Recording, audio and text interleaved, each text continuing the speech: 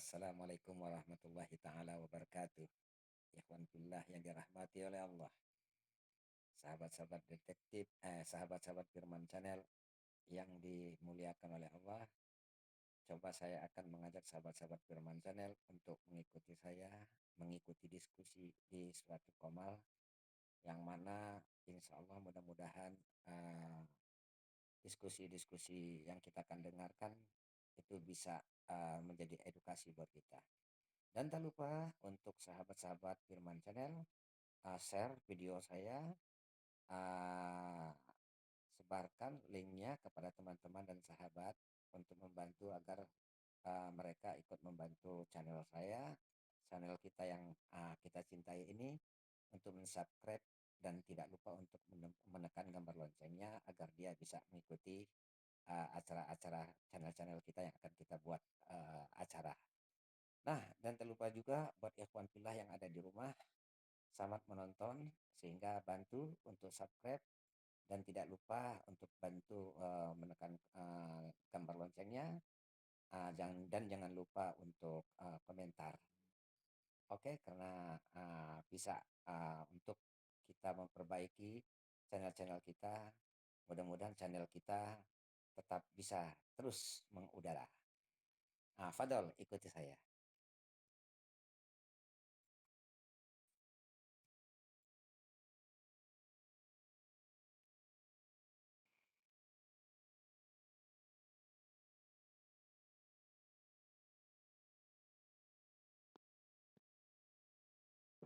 Penuh dengan kebahagiaan. Semoga kita selalu mendapatkan keberkahan, ya, serta juga kita mendapatkan pencerahan dan penerangan terhadap pengetahuan. Sehingga semakin kita berdiskusi, semakin kita tahu apa yang harus kita pahami. Baik teman-teman sekalian, debat hari ini temanya adalah Muhammad personifikasi, person atau personifikasi yang ada di dalam Al-Quran. Baik, waktunya saya akan berikan waktu masing-masing 3 menit, ya, masing-masing 3 menit, ya. Kemudian nanti ada sesi tanya jawab, kemudian juga nanti ada sesi instruksi dari penonton yang di bawah, ya, artinya pengamat ini, pengamat di bawah. Di bawah ini adalah pengamat audiens yang bisa berinteraksi dengan host, tetapi harus dengan seizin host. Baik teman-teman, untuk pembukaan awal, maka saya berikan waktu kepada Gus Romli dulu 3 menit, kemudian nanti Gus Bang Gray 3 menit, pemaparan sesuai dengan positioning masing-masing. Yang satu menganggap sebagai sosok atau person, yang satu menganggap sebagai personifikasi. Baik, Bung Gus Romli, waktunya saya berikan 3 menit. Teman-teman di bawah silakan tap layar. Assalamualaikum warahmatullahi wabarakatuh. Waalaikumsalam. Alhamdulillahi ala kulli hal. Wassalatu wassalamu ala asyrafil anbiya wal mursalin Sayyidina Muhammad ibn Abdullah al-fatihi wal khatimi li jami'il alamin. Kama qala fi kitabil karim. Kama qala Allah fi kitabil karim. أعوذ بالله من الشيطان الرجيم بسم الله الرحمن الرحيم ما كان محمد أبا أحد من رجالكم ولكن رسول الله وخاتم النبيين. Al-Ahzab ayat 40. Muhammad itu sekali-kali bukanlah bapak fisik dari seorang laki-laki di antara panjenengan semua, tetapi dia Muhammad adalah Rasulullah dan penutup para nabi, dan Allah Maha mengetahui segala sesuatu. Al-Ahzab ayat 40 ini diterjemahkan oleh Syekh Ali As-Sobuni dalam Sofwatut Tafasirnya juz 2 halaman 529 bahwa walakin Rasulullah wa khataman nabiyyin ay walakinahu alaihi salam wa akhirul anbiya wal mursalin khatamallahu bihi risalati as-samawiyyati fala nabiyya ba'dah. Qala Ibnu Abbasin yuridu law lam akhtim an-nabiyyin la ja'altu lahu waladan yakunu ba'dahu nabiyyan. Saya terjemahkan dalam bahasa Indonesia. Khataman nabiyyin atau khatamun nabiyyin maksudnya adalah paling akhirnya dari urutan para nabi yang 124.000 itu. Allah mengakhiri risalah samawiyahnya melalui baginda Nabi Muhammad SAW, ya, dan tidak ada nabi setelah baginda SAW. Ibnu Abbas radhiyallahu taala anhu berkalam tentang ayat ini. Allah bermaksud apabila aku Allah tidak menjadikan Muhammad sebagai penutup nabi, bukan personifikasi artinya, maka pasti aku Allah ciptakan seorang anak untuknya yang akan menjadi nabi sesudahnya. Demikian diterangkan oleh Syekh Ali As-Sabuni dalam Sohbatul Tafasir juz 2 halaman 520 terakhir. Diperjelaskan dalam hadis riwayat Imam At-Tirmidzi bahwa inna risala wan nubuwata qad qata'at ba'di fala rasulullah wala nabiyya. Sesungguhnya segala jenis kerasulan dan segala jenis nabi terputus. Karena itu tidak ada lagi rasul maupun nabi sesudahku baginda Nabi Muhammad SAW. Dari berbagai ayat Quran dan tafsir dan hadis ini menunjukkan bahwa Muhammadur Rasulullah dalam Quran surat Al-Fatih ayat 28. Walladzina ma'ahu. Di sini kan dhamir ghaib mudzakkar ini menunjukkan bahwa baginda Nabi itu figur personal, bukan personifikasi. Ini begitu lagi. Biar tidak terlalu panjang. Terima kasih. Lanjut. Baik, waktunya pas 3 menit sesuai dengan yang diberikan. Pas. Silakan Bung Gede. Bung Gede 3 menit untuk memberikan paparannya sebagaimana yang dimaksud. Silakan. Halo, assalamualaikum, selamat malam semuanya. Waalaikumsalam warahmatullahi. Dalam ilmu nahwu shorof, pembahasan mengenai isim munshorif dan ghair munshorif menjadi salah satu titik kajian penting dalam menentukan i'rab suatu kata. Salah satu bentuk yang sering menjadi perdebatan klasik di kalangan ulama nahwu adalah kata Muhammad. Jadi perbedaan pendapat muncul antara dua madrasah besar ini ya, ulama Basrah maupun Kufah. Jadi masing-masing mengemukakan pendapatnya, gitu ya. Dan pendekatan yang mendasar, terus lagi pemikiran juga, yang tentu saja berbeda terhadap status kata ini dalam ilmu i'rab ya. Penting untuk menelaah perbedaan ini secara argumentatif untuk mengetahui mana yang lebih kuat secara ilmiah. Jadi kalau saya tinjau dari ulama Basrah bahwa Muhammad adalah isim munshorif ya. Jadi ulama Basrah itu berpendapat bahwa bentuk kata Muhammad itu isim munshorif dan pendapat ini lebih kuat berdasarkan argumentasi ya. Yang pertama, tidak memenuhi dua sebab ghair munshorif. Kaidah menyatakan bahwa sebuah isim menjadi ghair munshorif apabila memenuhi 2 dari 9 sebab, seperti alam atau nama, ajam, wajan tertentu dan lain sebagainya. Kata Muhammad ini memang merupakan nama itu, namun tidak memiliki sebab kedua seperti ajam atau kata non-Arab. Atau bentuk berat, dikatakan ajam, terus lagi alam, wajan ghair muta'addi. Jadi wajan Muhammad bisa digunakan dalam bahasa Arab. Muhammad mengikuti wajan ini ya, mufa'alun. Jadi wajan mufa'alun dalam arti dia wajannya itu maf'ul, yang merupakan bentuk lazim dan tidak tergolong bentuk asing atau berat, yang biasanya menjadi salah satu sebab ghair munshorif. Nah, dalam teks nahwu klasik ya, dalam kitab Duriyah maupun Alfiyah Ibnu Malik, jadi Muhammad ditanwin dan baca kasrah nadur. Jadi Muhammadin gitu atau Muhammadun menunjukkan penerimaan umum terhadap bentuk munsorif. Terus lagi ada pendekatan dari Basrah yang konsisten dan kiasi. Jadi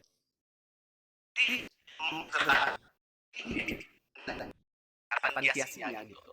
Jadi analisis berbasis kaidah menjadi pendapat mereka lebih sistematis dan kokoh secara gramatikal.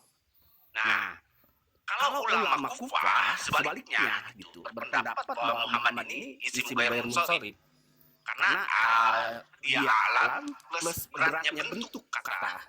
Mereka menganggap bahwa alam jika disandingkan bentuk berat sebut alun sudah cukup menjadi dua sebab, maka Muhammad memenuhi dua sebab alam dan bentuk yang dianggap berat katanya seperti itu.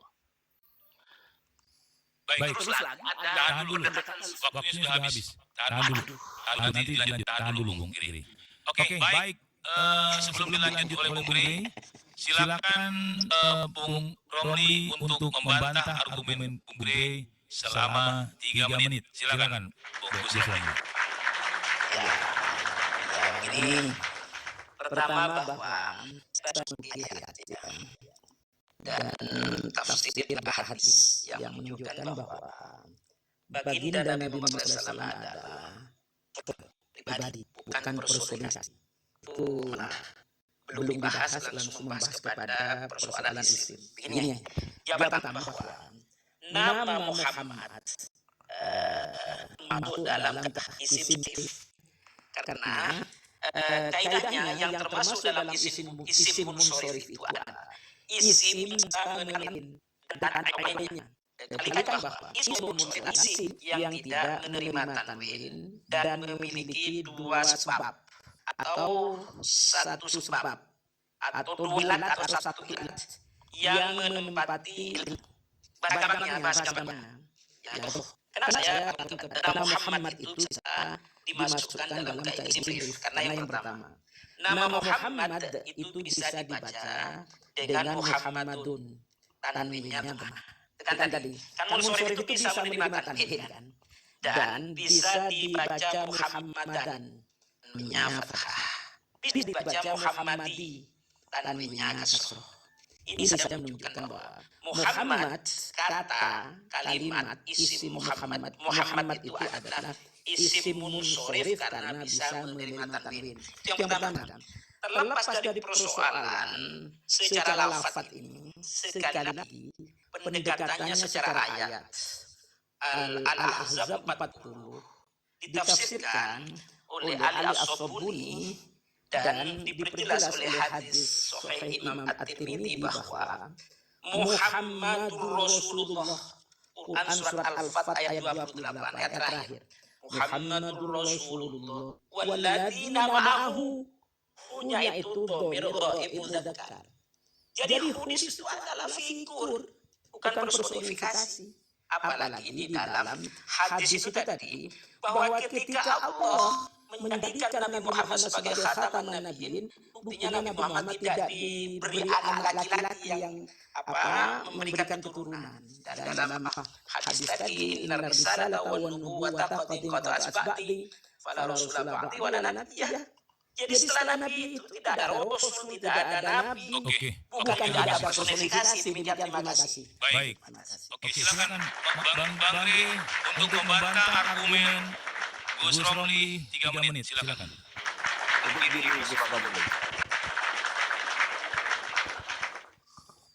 Kalau dalam tinjauan ulama Basrah itu kan lebih kokoh ya, karena tidak melanggar prinsip dasar dua sebab ghair munsharif.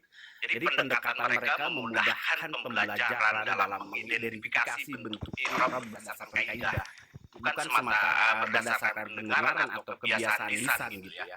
Nah, yang sangat menariknya bentuk kata Muhammad ini ya, bentuk kata Muhammad ini dia mempunyai akar kata, sedangkan kalau dia merujuk pada isim jamid lil alam gitu ya, dia harusnya tidak memiliki akar kata, sedangkan bentuk kata Muhammad ini memiliki akar kata dari kata hamada, yuhamidu. kan gitu. Karena dia ditambah satu huruf tambahan menjadi sulasi majid gitu, tambahan satu huruf jadi hamada yuhamidu tahmidan, karena dia maf'ul jadi Muhammadun. Nah, harusnya kalau dia person tidak bisa diurai seperti itu, seperti kata nama kemas gitu. Nah, kemas ini apa? Nggak bisa dia diurai secara kata kerja maupun kata benda gitu. Dia merujuk kepada kata benda khusus gitu. Nah, sedangkan bentuk kata Muhammad ini bisa diurai dari kata kerjanya juga. Nah, ini problematiknya di situ. Nah, kalau dia person tidak terbantahkan dalam kaidah bahasa gitu. Karena dia memiliki akar kata secara etimologi gitu. Nah, makanya dalam kaidah disiplin ilmu bahasa harus dirujuk kembali kepada etimologinya, asal usul kata. Dia terbentuk dari 3 huruf pokok, dari kata hamad gitu. Cuman tambahan satu huruf. Jadi polanya itu pola tadi ya, alun, jadi madun gitu. Nah, itu kalau dia menjadikan bagaimana seorang person mempunyai wajah gitu. Gitu. Bung Giri, tadi ada domir hu menunjukkan persen. Menurut Bung Giri mana? Belum dijawab. Jawab dulu, dijawab dulu, Bung Giri. Jadi gini, kalau tadi menurut saya kan mengidentifikasi bentuk kata, bukan bentuk kalimat. Nah, sebelum lari kepada teori kalimat, harusnya dipahami terlebih dahulu bentuk kata, maka ada makna kata, ada makna kalimat. Nah, kalau makna katanya saja sudah tidak memenuhi secara disiplin ilmu dalam grammar, itu akan kacau balau. Nah, sehingga ini ya udah merujuk kepada person atau sosok itu kan. Sehingga sosoknya harus ditampilkan, harus bisa diverifikasi, harus bisa divalidasi, itu konsekuensi logis. Kalau dia merujuk kepada person, mana orangnya? Harus dimunculkan orangnya.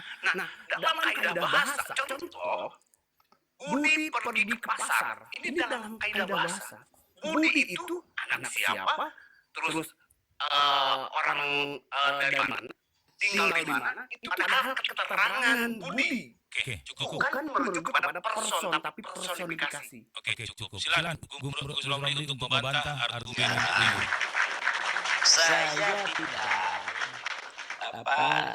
tidak mutar-mutar kata saja. Tadi saya sudah mengatakan bahwa nama Muhammad itu adalah isim munsorif karena bisa ditambahi tanwin, fathah, kasroh dan dhamma itu. Dan itu pengertian secara lafadznya. Pengertian secara lafadz tidak boleh mengalahkan pengertian secara takrif atau definisi, gitu kan? Jadi jangan hanya bermain dari persoalan lafadz saja sehingga mengalahkan makna.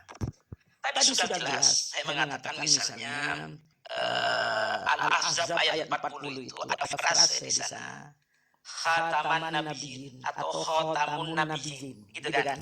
Jadi ketika disebut adalah penutup para nabi, itu penutup para personifikasi tidak mungkin. Nabi itu berdasarkan hadis yang diriwayatkan oleh Abu Dzar Al-Ghifari, jumlahnya itu orang 124.000 orang. Itu bukan personifikasi orang. 313 adalah rasul. Rasul juga orang. Gitu. Sehingga sekali lagi memaknai secara lafaz jangan mengalahkan makna secara definisi atau takrif. Dari siapa tadi saya baca sudah bahwa hadis At-Tirmidzi mengatakan bahwa baginda Nabi itu figur dan as-Sobuni itu figur. Bahkan Quran surat Al-Ahzab surat Al-Fat ayat 28 Muhammadur Rasulullah walladzina ma'ahu, hunya itu kan figur itu. Domir ghaib mudzakar ghaib.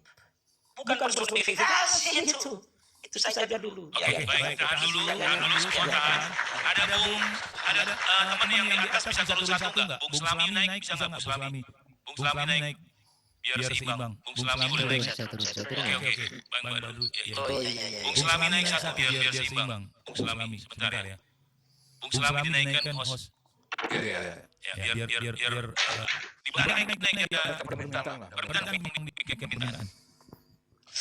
Oke, ini seru ini menarik ini. Sudah masuk ke temanya ini. Oke, baik sambil menunggu Bung Selami naik ya. Silakan Bung Grey untuk membantah argumen dari Surabaya. Enggak ada Bang Selaminya. Oh, dia privat ya. Oke, silakan Bung Grey. Siap, Bang Salam itu siap. Imbang dia. Jadi begini ya Bang Mas, ketika dia person ya atau isim jamil alam harusnya tidak bisa ditasrif baik istilahi maupun lugawi. Karena dia bentuk kata. Nah, sedangkan bentuk kata Muhammad ini dia isim maf'ul. Gitu. Nah, Muhammadun. Tadi kaidah Basra itu lebih kuat secara argumentatif bahwa dia bukan merujuk pada person. Gitu. Makanya di sini diartikan memuji atau menyanjung. Nah, jadi begitu. Bukan hanya merujuk pada sosok gitu. Tapi dia di dalam kaidah nggak bisa ditarik pemaknaannya secara denotatif saja. Dia bisa ditarik maknanya secara konotatif. Gitu. Jadi ketika dia mempunyai akar kata, ini berbenturan kalau dia dimaknai person gitu. Di dalam kaidah. Gitu. Kalau dia merujuk kepada person ya, sosok gitu. Berbenturan secara kaidah berbenturan. Oke. Ada lagi, Bung? Silakan. Oke, silakan. Saya uraikan ya. Denotatif. Saya jelaskan supaya paham. Denotatif itu makna sesungguhnya. Konotatif itu paham. Oke, siap lanjut, Gus. Paham. Oke, lanjut, Gus. Jadi sebenarnya gimana? Ya, silakan. Atau Bang Badru, saya mewakili Mas. Itu orang Badru ya, silakan. Biar tidak saya terus. Silakan, 1 menit Bung Badru, silakan. Kok 1 menit? Jadi membantu Bang Badru. Tidak boleh lah pakai pakaian. Sama-sama Enggak, ini bukan di bawah nih. Ini kan ini orang yang Sama, di atas sih. Di atas. Oke, 3 menit. Nanti dia mewakili Gus Romli lagi. Oke, mewakili Gus Romli ya, 3 menit dia wakili Gus Romli diambil ya. Oke, silakan. Oke, berarti waktunya Gus Romli diambil 3 menit. Silakan. Betul. Ya, enggak apa.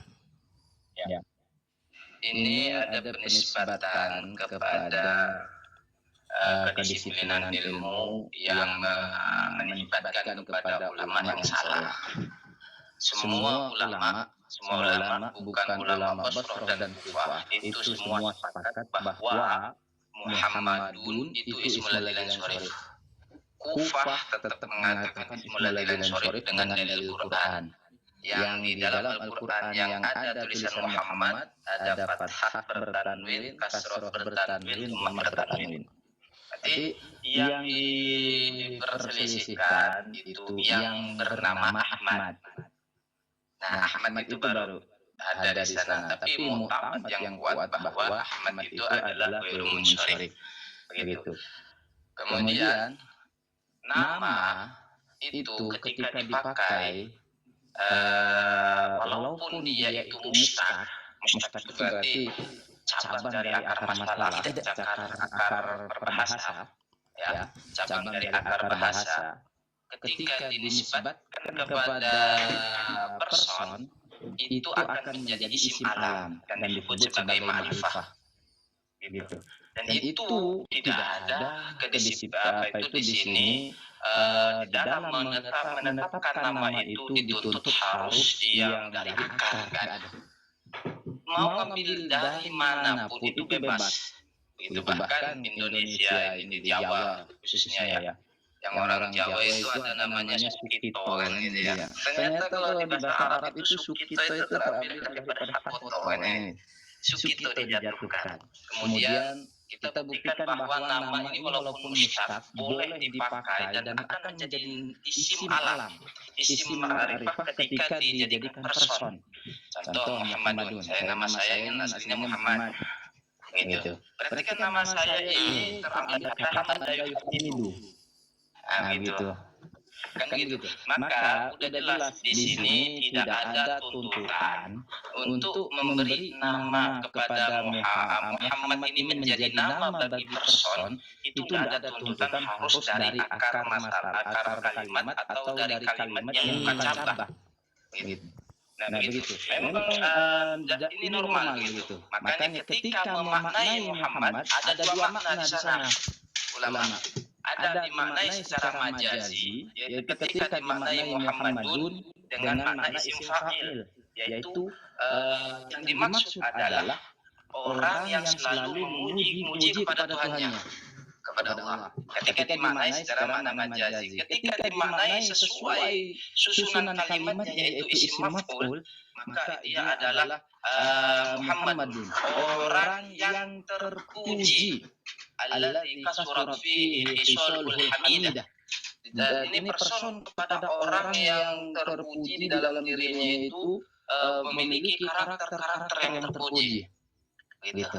Ini ketika Muhammad itu dalam bentuk isim maf'ul dan dinisbatkan kepada person. Gitu. Baik, Itu yang cukup dari sisi nafisornya. Baik, cukup baik. Silakan Bung Grey untuk membantah atau memberikan kritik terhadap argumen tersebut. Silakan.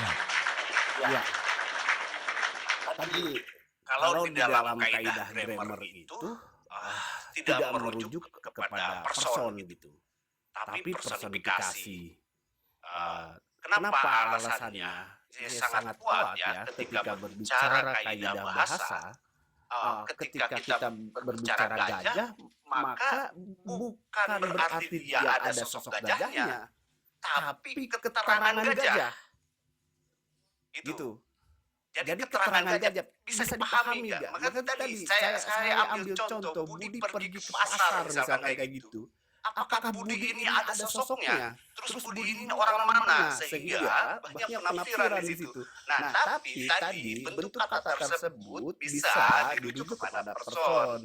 Bisa dirujuk, tapi argumentasinya itu lemah. Karena ntar berdasarkan lisan, bukan berdasarkan tulisan. Dua kaidah ini dalam bahasa, misalkan menurut Ferdinand de Saussure, bahwa bahasa itu meskipun semena-mena, ya, tapi kalau di dalam bentuk bahasa tulisan dia terikat dengan kaidah bahasa gitu. Jadi saya simpulkan bahwa Muhammadun itu bukan merujuk kepada person, tapi dia bentuk kata mustaq tadi karena mustarok lafzi kaidahnya. Jadi lapan yang mempunyai banyak arti. Gitu. Sehingga kalau dia merujuk ke person harusnya nggak bisa ditarik seperti itu gitu dalam kaidah. Gitu Bang Mas. Oke, baik. Artinya terikat ya, terikat dengan gramatikal ya. Kalau keluar dari itu, kalau keluar dari situ berarti itu asumsi begitu Bung Grey. Asumsi itu interpretasi man.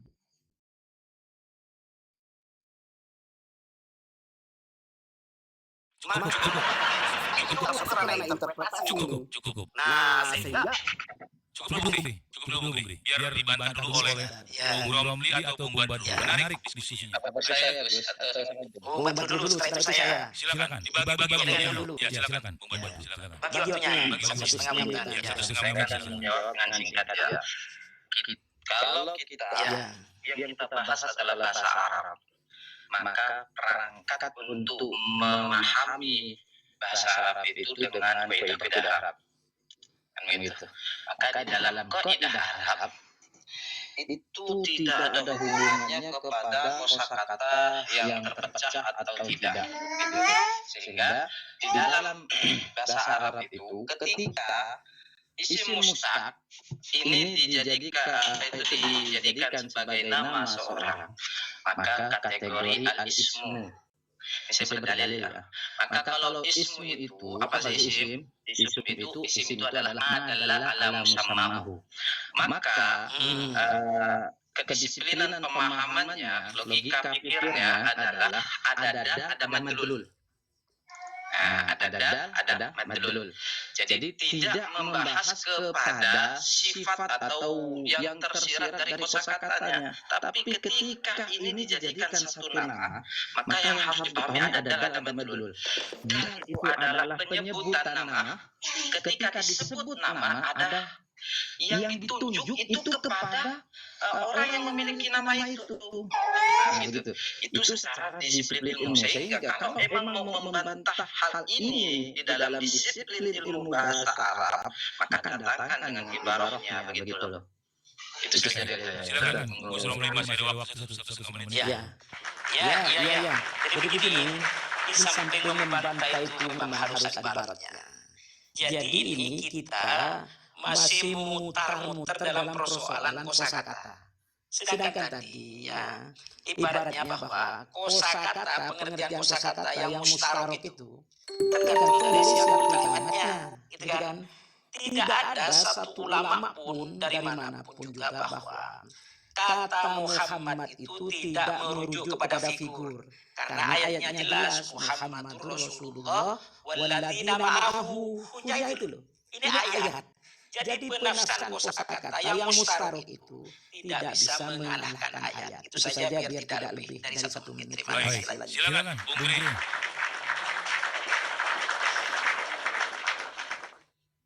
Ya, Bung Giri, halo. Aduh, mental ini, sebentar. Sebentar. Jaringan beliau ya. Jaringan. Bentar lagi naik lagi dia. Di bawah tuh. Bagaimana disuruh baca tulisan. Gak usah dibaca Bang Rizal. Oke, menarik ini diskusinya, menarik. Udah mulai mengerucut. Silakan aja, Bu. Guru Pesantren sudah benar itu. Jadi silakan. sekali lagi, saya belum pernah menemukan dari ulama yang awal walaupun mutakhir ini bahwa Muhammadur Rasulullah itu bukan figur, gak ada itu. Buktinya secara fisik ya, bekas rumahnya ada, kuburannya ada, petilasan sejarahnya ada. Bagaimana seorang personifikasi mempunyai fakta-fakta sejarah? Kan sudah tidak kontekstual. Silakan sekarang Bang. Oke, silakan Bung Giri. Silakan Bung Giri. Ini kalau merujuk kepada person, maka akan ditarik kepada metode sejarah. Bagaimana cara memvalidasi suatu sejarah? Saya sering gugat itu metode sejarah. Gitu. Karena kenapa sejarah itu sulit untuk divalidasi? Karena ketika ada, meskipun ada ini ya, dikatakan ada artefaknya gitu ya, itu interpretasi subjektif dari si peneliti sejarah. Itu hal yang subjektif. Makanya tadi, baik ulama-ulama itu, dia interpretasi terkait teks tersebut. Saya katakan tadi, kalau dia person, maka harus dimunculkan personnya. Itu konsekuensi logis. Faktanya mana? Ada kuburannya bangkitkan, tes DNA dan lain sebagainya. Nah itu problematik maksudnya kalau dia menghadirkan person. Tapi tadi kalau dimaknai secara personifikasi itu kan lain berbeda gitu. Dia tidak merujuk kepada persosokan di situ, sehingga metode sejarah ini dikatakan interpretasi yang terus berkembang. Dia bukan absolut. Gitu.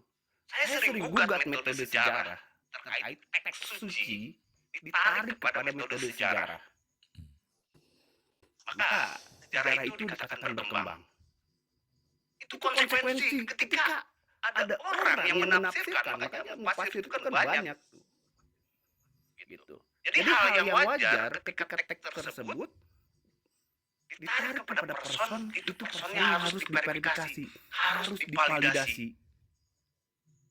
Gitu. Tapi kalau merujuk kepada tadi personifikasi itu akan aman karena kaidahnya ada. Gitu. Apakah ini merujuk kepada sosok? Kalau sosok itu harus ditampilkan sosoknya. Kalau ditarik kepada sejarah, itu interpretasi yang subjektif. Terkait misalkan, saya dulu Soekarno harus ada. Sejarahnya ada persoalan. Gitu. Bagaimana cara memverifikasinya? Pelaku-pelakunya harus tentu zaman. Itu juga saya beri contoh kejadian sejarah. Ada satu peristiwa di mana 98 itu ada peristiwa di kos. Nah, Habibie mencatat, Pak Prabowo mencatat, Pak SBY mencatat. Itu interpretasi Siap. ya, relatif yang sifat Nulis. gitu. Nah, bagaimana ini sosoknya divalidasi? Validasinya seperti apa? Artinya di internal sana kalau ditarik ada yang mencatat sosok itu. Ini merujuk pada kalau dia ditafsir ada kaidahnya gitu. Baik, silakan. Silakan dulu. Justru ini ya, Ya, silakan. itu saja. Saya ngomongnya, saya bahas Al-Quran. Ladina ma'ahu Al-Fatah 28. Hu di situ adalah dhamir ghaib mudzakkar. Itu lebih dari sejarah dulu. Allah yang berfirman itu. Bukan personifikasi hu itu. Bahwa hadisnya jelas tadi. Dari apa? Bahkan ada hadis sahih sebentar dulu. Jangan dikomentari, Bung Geli. Jangan begitulah. Jadi bukan sejarah semata. Ini hadis. Kalau sejarah semata, Michael Hart menulis tokoh paling berpengaruh di dunia adalah Nabi Muhammad. Itu personifikasi itu. Bahkan dari hadis sahih ya, diriwayatkan oleh Imam Muslim dan Ibnu Hibban bahwa Silah bin Sa'd radhiyallahu ta'ala anhu qala Rasulullah sallallahu alaihi wasallam inna Mustafa Kinanah dan seterusnya sesungguhnya baginda Nabi bersabda sesungguhnya Allah telah memilih Kinanah di antara anak keturunan Ismail ya. Dan Allah memilih Quraisy di antara kabilah Kinanah, lalu memilih Bani Hashim di antara kabilah Quraisy, lalu memilihku wastofani min Bani Hashim, dan memilihku baginda Nabi dari Bani Hashim. Ini bukan personifikasi masa Bani Ismail dan personifikasi. Jadi ini menunjukkan bahwa bahkan dalam suratul Kahfi itu ana basyarum mislukum yuha ilai. Saya ini manusia seperti panjenengan semua. Bukan saya personifikasi dari manusia. Ayat Quran itu hadis, bukan fakta. Kalau sejarah nggak ada hubungannya, ini hadis loh, ayat Quran loh. Makanya mohon izin maaf kalau menjawab membahas itu fokus. Tadi sudah saya katakan apa makna walladzina ma'ahu Quran surat Al-Fatah ayat 28. Hudis apa? Kalau bukan figur. Buktinya ada, kuburannya ada, masjidnya ada, pilihannya ada. Mau kita biarkan gimana? Masa mau dihidupkan kembali gimana? Terima kasih lanjut Ustaz Al-Badrul. Silakan, Gus Al-Badrul. Waktunya 30 menit. Ya. Saya cuma tanda tanya saja. Jadi kalau emang apa itu personalisasi ya Personifikasi. Ya. mohon maaf ini masih kurang banyak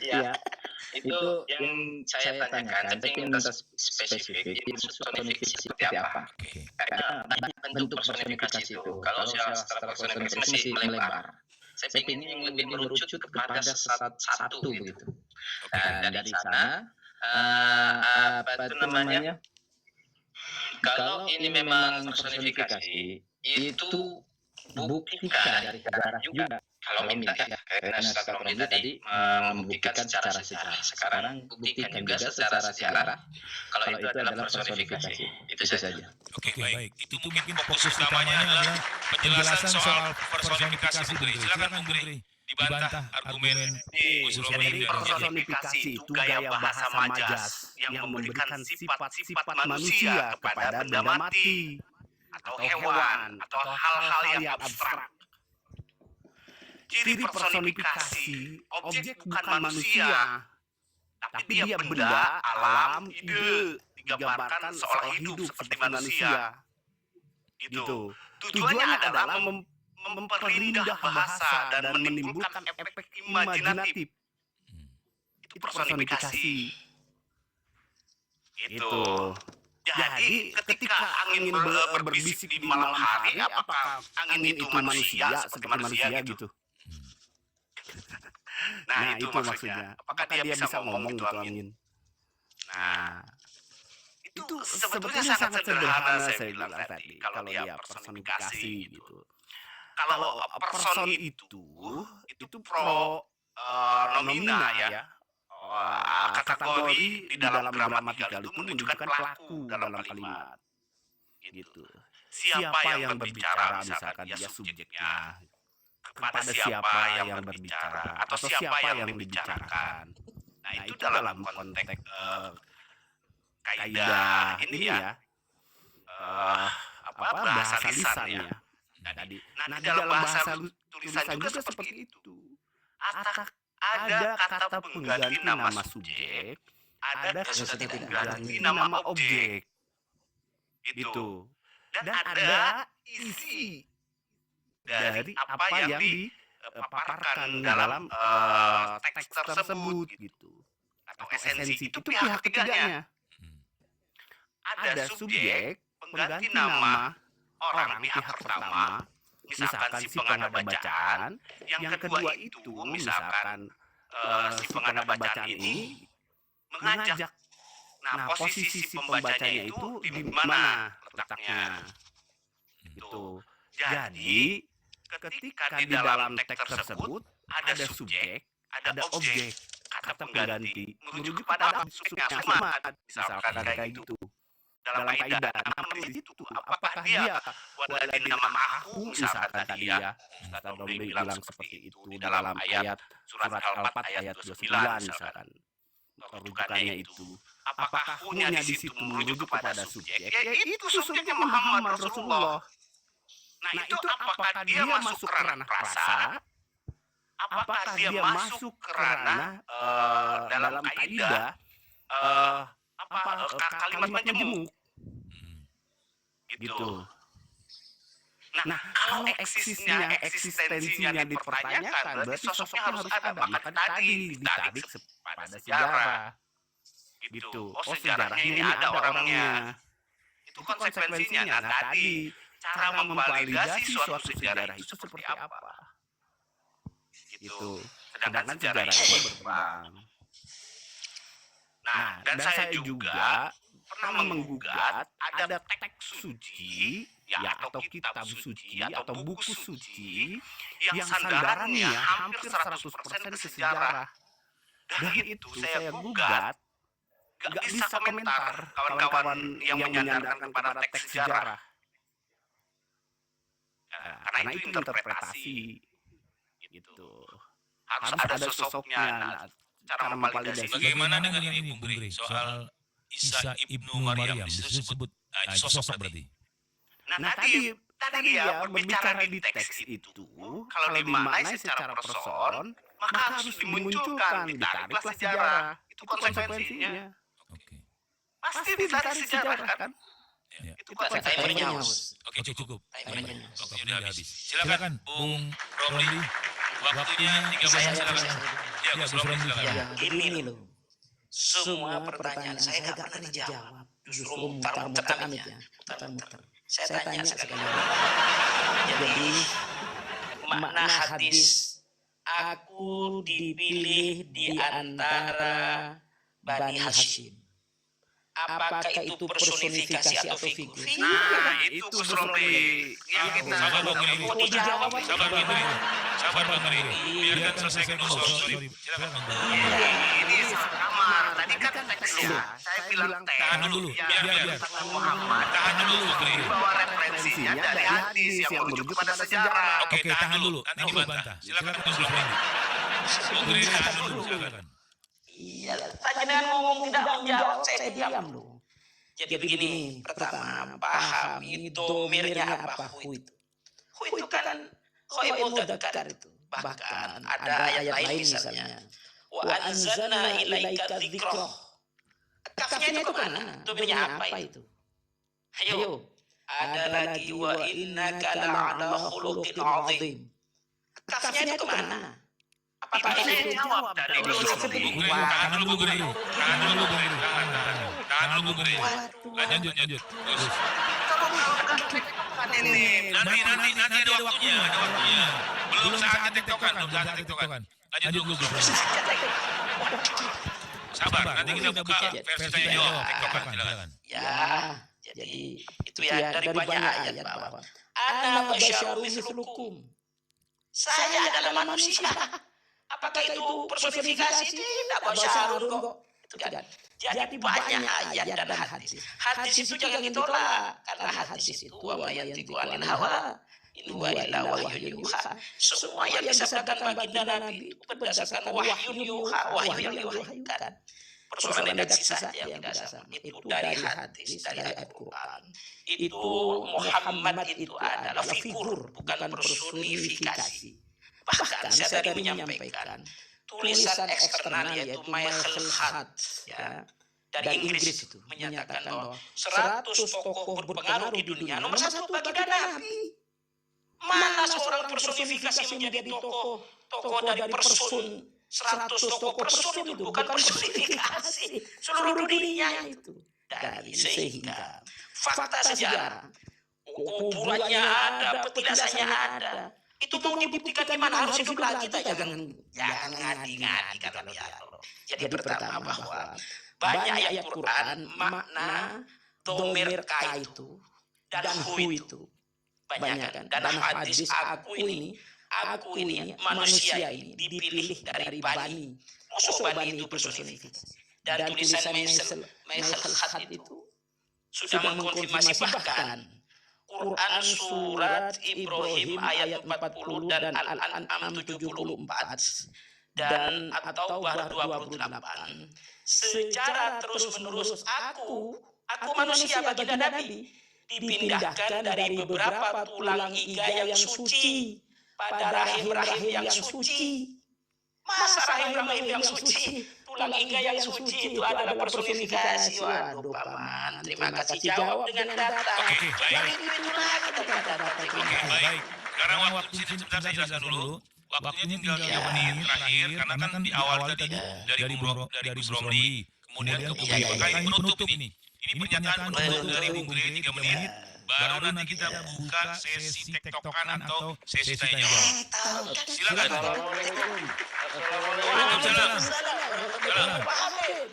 Habib. Ini Habib ini. Ya, dikasih kesempatan juga nanti. Sebentar. Nanti ini Habib mau bertanya atau mau berkomentar? Oke, saya kasih waktu 1 menit. Silakan. Habib. Oh, 3 menit. Ya, nanti bukan soal senior, ini soal diskusi. Waktunya kita atur. Nanti ada sesi khusus kita buka. Silakan.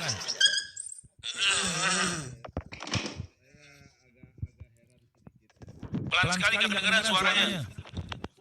Oh iya, sebentar. Oke, siap.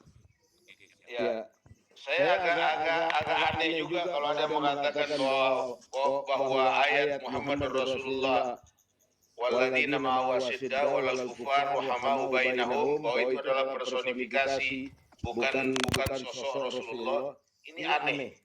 Anehnya ini personifikasinya dari mana? Itu nama jelas yang merujuk kepada sosok yang jelas, pembawa kitab yang jelas. Nah, kalau yang mau dikatakan personifikasi itu ketika Allah mengatakan walladzina ma'ahu asyidda walal kufar, orang yang menyertainya adalah asyidda, keras terhadap orang kafir. Ini personifikasi. Ini lambang. Jadi orang-orang yang menyertai Rasulullah itu personifikasi. Dia tidak merujuk siapapun. Siapapun yang mengikuti sosok ini, dia harus keras terhadap orang-orang kufar dan ruhama'u bainahum. Ini benar personifikasi. Siapapun boleh masuk, tapi Muhammad Rasulullah itu jelas di Al-Quran ayat yang lain. Ali Imran mengatakan, wa ma Muhammad illa rasul. Dan bukanlah Muhammad itu melainkan dia adalah seorang rasul. Jadi Muhammad itu bukan personifikasi, tetapi sosok. Kalau dikatakan bagaimana pembuktiannya secara sejarah, Anda mempercayai Al-Quran ini dari mana? Dari sosok siapa? Dari personifikasi siapa? Memangnya Al-Quran ini datang dari orang yang sosok yang tidak jelas? Memangnya Al-Quran ini adalah tulisan manusia yang kemudian bukan dibawa oleh Nabi Muhammad, sehingga Anda katakan bahwa itu tidak cocok merujuk kepada Muhammad.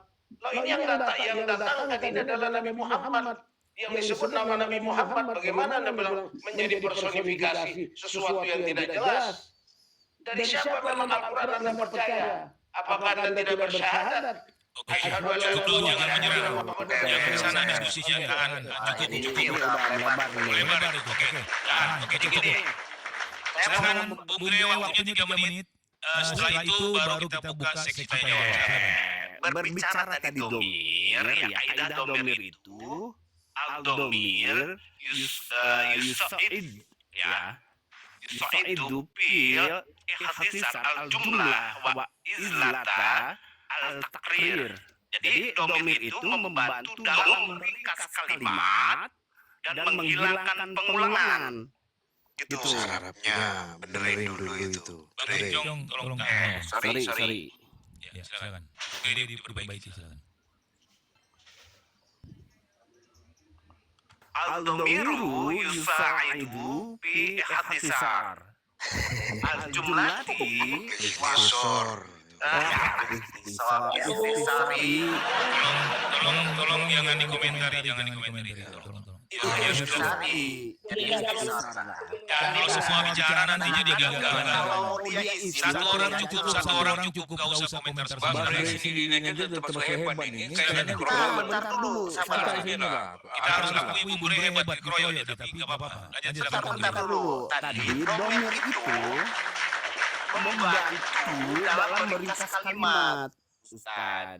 Jadi kalau dia merujuk kepada subjeknya, misalkan Muhammadur Rasulullah, waladina ma'ahu, nah itu membantu membantu meringkas gitu dalam kalimat, gitu hukumnya. Berarti subjeknya di situ siapa? Nah, tadi persoalannya ada Muhammad, bentuk kata Muhammad, kan kayak gitu. Nah, adapun tadi interpretasi kalau ditarik kepada person, maka ditariklah pemaknaannya kepada sejarah. Nah, dan sejarahnya itu diperkuat oleh hadis, misalkan. Nah, ini ada hadisnya, perkataannya begini gitu. Nah, saya tadi katakan kalau konsekuensinya ditarik kepada sejarah, ya. Bentar ya. Soalnya saya menggugat metode sejarah. Metodenya yang saya gugat malah. Gitu. Metode sejarahnya yang saya gugat kemarin itu. Berapa kali saya diskusikan gitu. Jadi bagaimana dikatakan bahwa sejarah itu seringkali sulit validasi.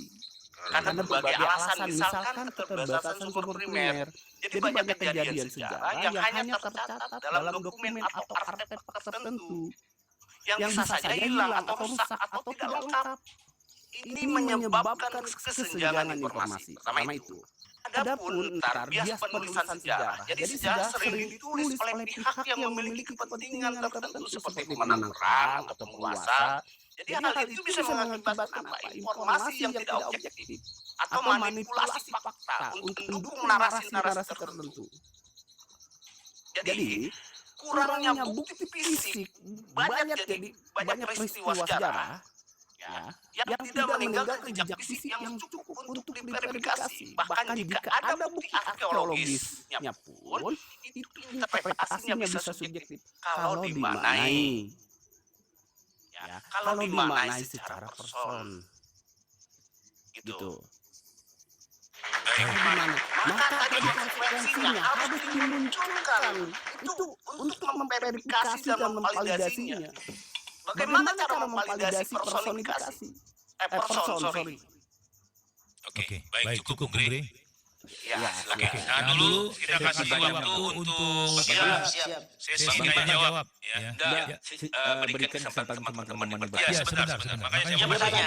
Yang bertanya sesi tanya jawab. Silakan yang mau bertanya, teman-teman boleh ya, silakan. Kita beri waktu. mau bertanya Ya. moderator. Ya, silakan. Bagaimana jenengan Bang Gre memaknai ayat walladzina amanu bima nuzila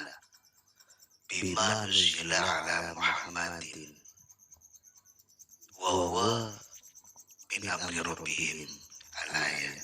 Kalau tidak keliru ayatnya begitu. Walladzina amanu bima nuzila ala Muhammadin. Bukan ayat, Qurannya anda bongkar pasar dan melenceng jauh. Gimana nih? Bang apa diam dulu. Silakan Pak Kacong. Udah ya, selesai ya. Udah selesai Pak Kacong. Oke. Silakan, ada lagi yang mau bertanya, biar disimpan dulu. Ada lagi, silakan. Bung Hampir saja, silakan. Bung Hampir saja. Izin bertanya pada keduanya, baik Kang Romli maupun Kang Gri. Baru datang. Lanjut. Jadi pertanyaan saya satu, tapi keduanya harus sama-sama menjawab. Jadi pertama yang menjawab adalah Gri, habis itu Kang Romli.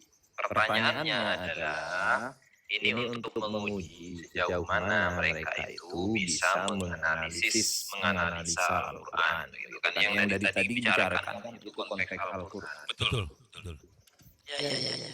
Jadi pertanyaannya adalah dari ayat pertama saja. Ketika kita buka mushaf, tentu ayat pertama yang dijumpai adalah Al-Fatihah. Di ayat pertama itu pertanyaannya adalah ta'alluqnya apa? Bismillahirrahmanirrahim. Bismillahi ta'alluqnya itu apa? Terima kasih. Oke. Dijelaskan. Sebentar, ada lagi yang ingin bertanya, biar silakan Gus Iqbal dulu, silakan. Boleh bertanya, boleh berkomentar, silakan. Ini posisinya, ini permainan kita ini kalau bagi saya ini lagi dibawa oleh permainannya Bang Gre. Ini sebenarnya dari awal dia tidak mau membawa ayatnya, hanya mau memakai kata. Ketika permainan ini dikata, saya setuju juga ke dia. Karena di dalam diri Rasulullah itu adalah subjek-subjek yang terpuji kan gitu. Tapi kalau ini dimasukkan ke ayat, maka udah jelas ini ke Ustaz Romli ini gitu kan. Ini dari saya begitu. Ya silakan lah mau dibahas bagaimana ini Bang Gre mau nggak masuk ke ayat atau tidak, atau hanya masih membahas di apa namanya ini di nama itu doang gitu. Itulah pandangan saya. Baik, silakan Bung Firman, satu lagi, apakah masih ada pertanyaan? Bang Albar juga tuh. Sebentar, Bung Firman dulu, nanti baru Bung Albar. Silakan Bung Firman.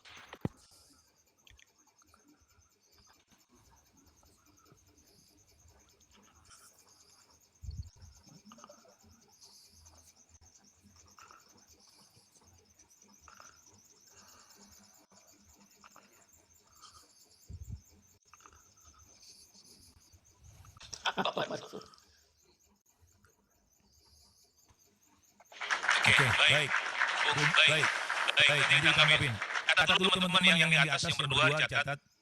Oke, silakan Bung Channel terakhir, silakan ada yang ditanyakan atau disampaikan. Ya, jadi ayat ini sudah sederhana sekali. Ya, kalau dikatakan mengandung personifikasi, ya mengandung personifikasi dalam pengertian apa? Pertama, ayat ini merujuk kepada sosok, yaitu Rasulullah Shallallahu Alaihi Wasallam. Itu pasti 100%. Kemudian Allah katakan apa? Waladina ma'ahu asyidda walal kuffar rahamau bainahum. Ini kan informasi dari Tuhan.